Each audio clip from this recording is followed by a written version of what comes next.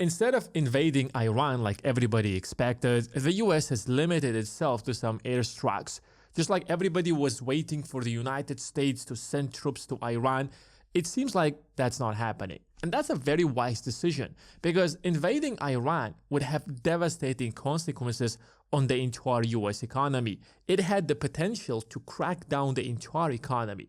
And it might sound like I'm exaggerating and I'm trying to scare you, but if you look at the facts and the numbers, you will jump to the exact same conclusion.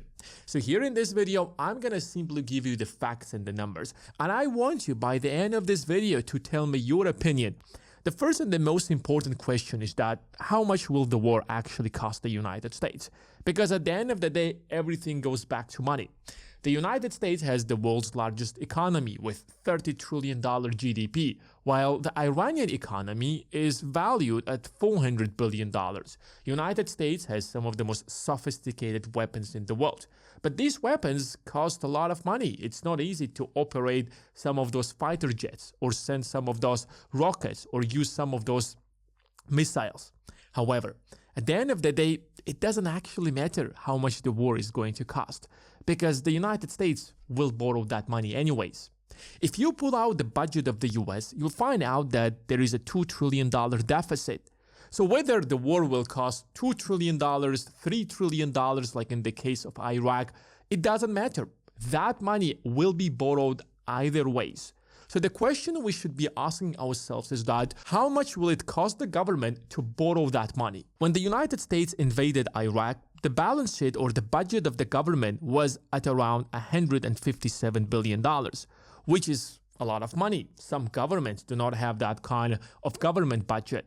But in 2025, the deficit is around $2.1 trillion, which means that borrowing money this year is going to be much more difficult than it has ever been in the history of the United States.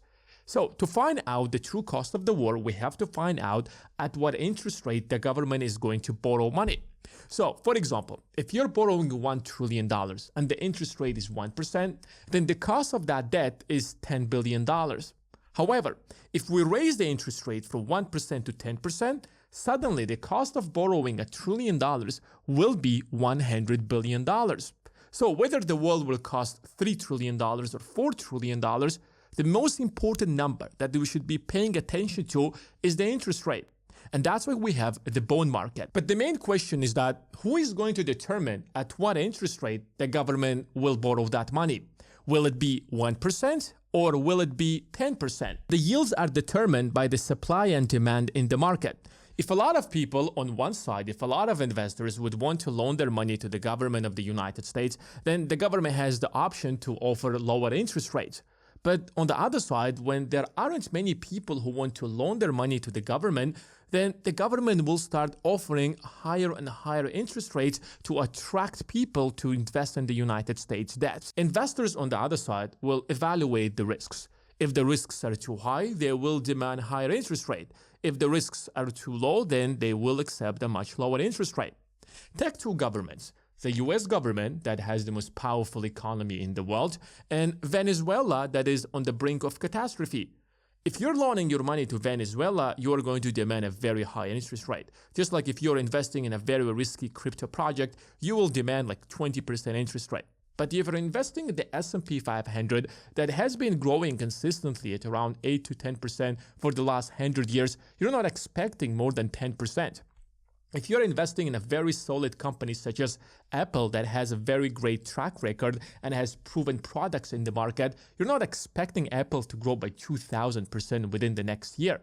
But if you're investing in Palantir, that is a very risky business, yes, they have actually proven to be a really great company. They have developed some of the most sophisticated technologies, but they don't have a very good track record of growing a solid company. That's why investing in Palantir makes you expect a much higher return than if you're investing in Apple. The same thing works when you're buying debt. So how risky loaning your money to the US government? Well, technically or theoretically, it should be risk-free. That's why US government bonds are considered in the market as risk-free investments. However, A lot has changed in the last 30 to 40 years. The United States has exhausted its ability to borrow money. Even though that it has a GDP of $30 trillion on one side, its debt is much bigger than its economy, which makes its ability to pay off its interest rate or its debt much more difficult. So even though on one side, the United States has the most powerful military in the world, it has the largest economy in the world, 160 million taxpayers, the world's largest corporations, the world's biggest number of millionaires, it's still risky to loan your money to the US government because it has so much debt. Secondly, the government is running a $2 trillion deficit just to meet its domestic needs. If you're not making enough money from your taxes to cover Social Security, Medicare, and cover your basic expenses, do you think people are going to trust you with extra money that you're going to borrow to invade another country that isn't really a big priority right now? And that's why investors are very worried. Should they loan their money to the US government or not?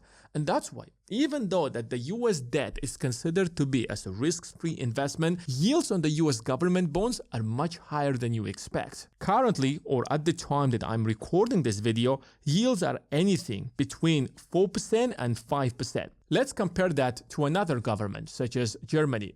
German government bonds, or 2-year bonds, have a yield of less than 2%. How is that even possible? Germany does not have the global reserve currency, just like the United States. Germany does not have the world's largest military. Germany does not have its economy isn't growing as fast as the US economy. So why can't the German government borrow money at a much lower interest rate than the US government? And that's because Germany does not have as much debt as the United States. Germany's debt to GDP ratio is like 60%.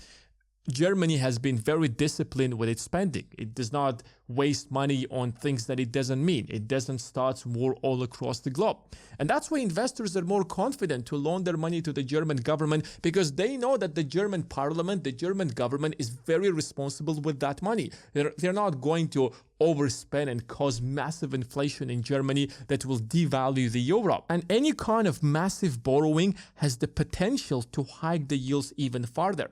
If these yields are going to go, let's say, to 6% or 7%, suddenly the interest payments on the debt will skyrocket to trillions of dollars, the kind of money that the United States government cannot possibly afford. And that's why the government is very cautious. They understand that. They know that they don't have the ability to borrow that kind of money right now. Yes, technically or theoretically, it's possible. But if they are going to increase the yields on the entire bonds, then the interest payments will be so much that the worst case scenario will happen that Elon Musk once warned, that the entire budget of the United States will be allocated into paying off the interest on the debt. That's why Ray Dalio, one of the most famous investors, also warned the Congress that if they continue with their undisciplined spending for another few years, it has the possibility or the chance to break down the bond market. And if the bond market breaks up, then the entire US economy is going to collapse. And unlike the crisis of the 2008 where the housing market collapsed, this crisis is going to be very different, because the bond market is the foundation of the housing market, of the stock market, and the entire US economy, which is why you have the CEO of BlackRock, multiple other billionaires. Even Warren Buffett warned multiple times that if this problem is not going to be fixed, it has the potential to crack down the entire US economy. But the biggest problem is that the government has to refinance this debt consistently. You hear about this $37 trillion all the time, but it's not like one giant debt. That debt could be categorized into multiple types of debts. The government has 3-month debt, 6-month bonds, 1 year, 2 years, and up to 30 years. Short-term debt, which is up to 1 year, represents almost 30% of the entire $37 trillion. 2-year bonds represent 10%, while the others, 5 to 10 years, represent almost a third of the entire debt, and the rest is 30-year government bonds. Another $6 to $7 trillion of that is intragovernmental debt. Technically, it's a debt, and government still has to pay back that debt. But it's like one government institution lending to another government institution. So technically, it's impossible for the government to default on that debt. When the government borrowed trillions of dollars back when interest rates were extremely low, are now costing the government trillions of dollars. Now, let's just go back to 2020.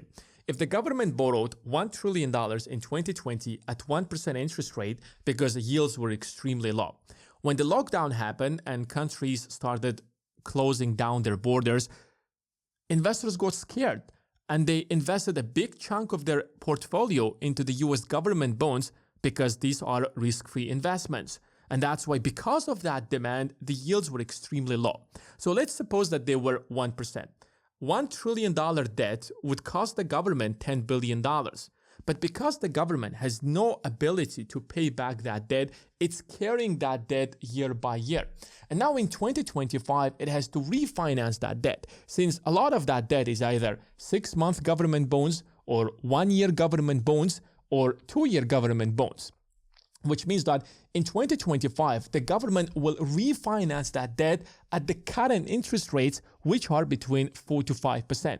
So if they refinance them at 5% interest rate, the same debt that the government borrowed in 2020 at 1% interest rate now will cost it 5%. So the cost of that $1 trillion will rise to $5 trillion. And the biggest problem is that this year alone, the government will have to refinance $9 trillion. And if bond yields are going to be raised even by a single percentage, it is going to cost the government trillions of dollars. Next year, they will have to refinance $11 trillion. And that's why Ray Dalio has been literally shouting that, please, it's time to take this seriously, because if we continue on this path, the yields are going to keep rising and the cost of refinancing is going to get bigger and bigger. And as the cost of debt is going to keep rising and the yields are going to grow, more and more of the budget is going to be allocated into paying off the interest. Even an extra rise in the yields are going to cost the government $400 billion. And there were already a crack in the bond market when Trump announced the Liberation Day. When Donald Trump announced that it's going to start a trade war against the rest of the world, China, Canada, European Union, what's supposed to happen in theory, because US government bonds are risk-free investments, capital should have flown from all across the globe into the United States and the yields would have gone down. But guess what happened? The absolute opposite happened. The bond market cracked. That's another thing that the CEO of BlackRock has been actually warning about. Yields started going up. And that's probably one of the reasons that Donald Trump announced that there is a pause, there is no longer going to be a trade war, and we are going to strike a deal with everybody as soon as possible. And if another conflict is going to happen and the government will borrow, let's say, another $3 trillion to invade Iran, what's going to happen to the yields? The yields could rise by 1%, 2%, and if they rise by 3%, then probably like the 60% of the entire budget will be allocated into simply paying off the interest on the debt. Hypothetically, if it rises to 7%, then the cost of servicing the debt will be $2.5 trillion.